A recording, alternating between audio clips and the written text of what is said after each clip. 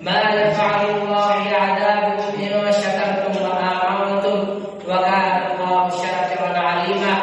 وقال تعالى: ولنبلونكم بشيء من الخوف والجوع ونقص من الأموال والأنفس والثمرات وبشر مصيبة قالوا إنا لله وإنا إليه راجعون.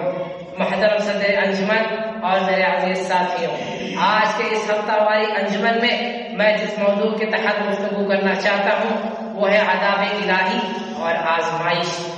محترم حاضرین، اس دنیا کے اندر عذاب آتا ہے اور یہ عذاب کی مختلف شکلیں ہیں۔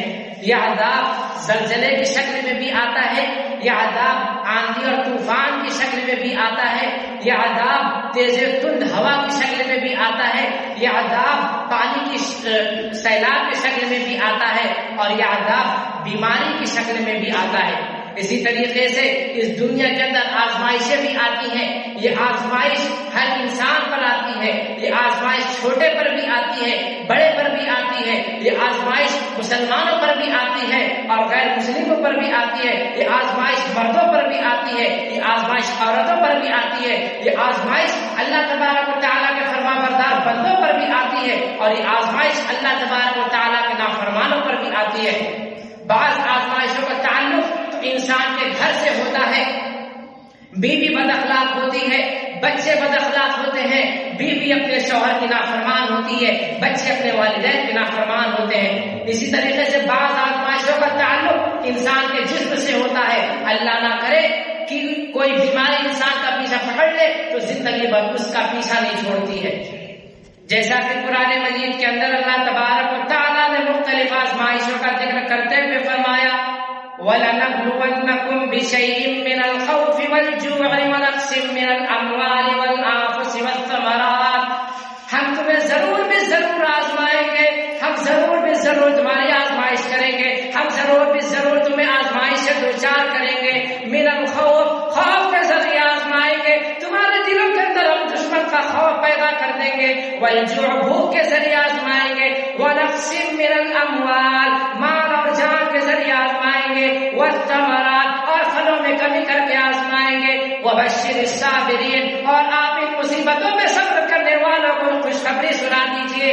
اس کے بعد اللہ تعالیٰ نے فرمایا: الذین اذا اصابتهم مصیبہ قالوا انا للہ وانا الیہ راجعون۔ جنہیں جب کوئی مصیبت پہنچتی ہے، جب کوئی مصیبتوں سے دوچار ہوتا ہے، جب کوئی مصیبتوں میں گرفتار ہوتا ہے تو اپنے منہ سے ہائے وائے نہیں کرتا ہے، اپنے منہ سے غلط بات نہیں نکالتا ہے، اللہ تبارک و تعالیٰ کو ناراض کرنے والے لفظ اپنے منہ سے نہیں نکالتا ہے، بلکہ کہتا ہے انا للہ وانا الیہ راجعون۔ یقیناً ہم سب اللہ تبارک و تعالیٰ ہی کے لیے ہیں اور ہم اللہ تبارک و تعالیٰ ہی کی طرف لوٹ کر کے جانا ہے۔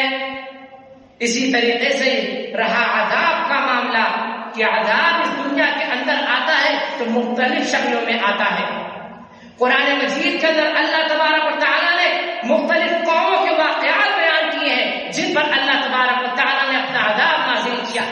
بنی اسرائیل کو آپ دیکھ لیجئے، اللہ تبارک و تعالیٰ نے بے شمار نعمتوں سے نوازا تھا۔ جب یہ بنی اسرائیل اللہ تبارک و تعالیٰ کی نعمتوں کو پا کر اندھی ہو گئی، اللہ تبارک و تعالیٰ کی نعمتوں کو پا کر کے اس نعمتوں کی ناشکری کرنے لگی، اللہ تبارک و تعالیٰ نے انہیں بھی بے شمار عذاب سے دوچار کیا۔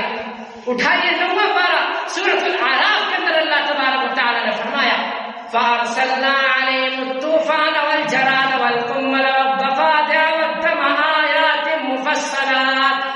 ہم نے ان کے اوپر طوفان بھیجا اور ہم نے ان کے اوپر ٹڈیاں بھیجی، گھن کا کیڑا بھیجا، میڈک بھیجے اور ان کے لیے ہم نے خون بھیج دیا۔ وَالدَّمَ آيَاتٍ مُفَصَّلَاتٍ، پانی کو ہم نے ان کے لیے خون بنا دیا۔ فَاسْتَكْبَرُوا وَكَانُوا قَوْمًا مُجْرِمِينَ، یہ کھلے کھلے معجزے تھے جو وقفے وقفے سے ان کے اوپر آئے اور یہ لوگ کچھ جرائم پیشہ ہی تھے، کچھ لوگ متکبر تھے ہی۔ یہاں پر اللہ تبارک و تعالیٰ نے بیان کیا کہ سیلاب سے مراد پانی کا سیلاب اللہ تبارک و تعالیٰ نے بھیجا اور پانی کا سیلاب بھیج کر کے انہیں نیست و نابود کر دیا، گڑھ کو غارت کر دیا۔ اسی طریقے سے اللہ تبارک و تعالیٰ نے ٹڈیوں کا عذاب بھیج دیا۔ ٹڈیوں کا یہ مشہور ہے کہ ٹڈیاں جن بستیوں میں جاتی ہیں ان بستیوں کے فصلوں کو اور غلوں کو کھا کر کے صفا چڑھ کر جاتی ہیں، اور ہم نے خون کا عذاب ان کے اوپر بھیج دیا۔ اسی طریقے سے ہم نے میڈک ہی میڈک پیدا کر دیے، پورے معاشرے میں کھانے کی جگہ جہاں وہ رہتے تھے وہاں میڈک پیدا ہو گئے، اور کھانے کی جگہ میڈک پیدا ہو گئے، جس کی وجہ سے ان کا چلنا پھرنا، کھانا پینا، سونا چڑھنا سب کچھ حرام ہو گیا۔ اور اگر وہ پینے کے لیے پانی لیتے تو پانی خون بن جاتا تھا، جس کی وجہ سے پانی پینا ان کے لیے حرام ہو گیا۔ اور بعض نے یہاں پہ خون سے مراد نفسیر کی بیماری لی ہے، جس کی وجہ سے ان کے ناک سے خون جاری ہو گیا۔ آخر میں اللہ تبارک و تعالیٰ سے دعا ہے، اللہ تبارک و تعالیٰ تو ہمیں جب تک اس دنیا کے اندر زندہ رکھ، ایمان پر زندہ رکھ، اسلام پر زندہ رکھ، جب ہمارا خاتمہ ہو تو ایمان پر ہمارا خاتمہ ہو۔ آمین۔ وآخر دعوانا ان الحمد للہ رب العالمین۔ السلام علیکم۔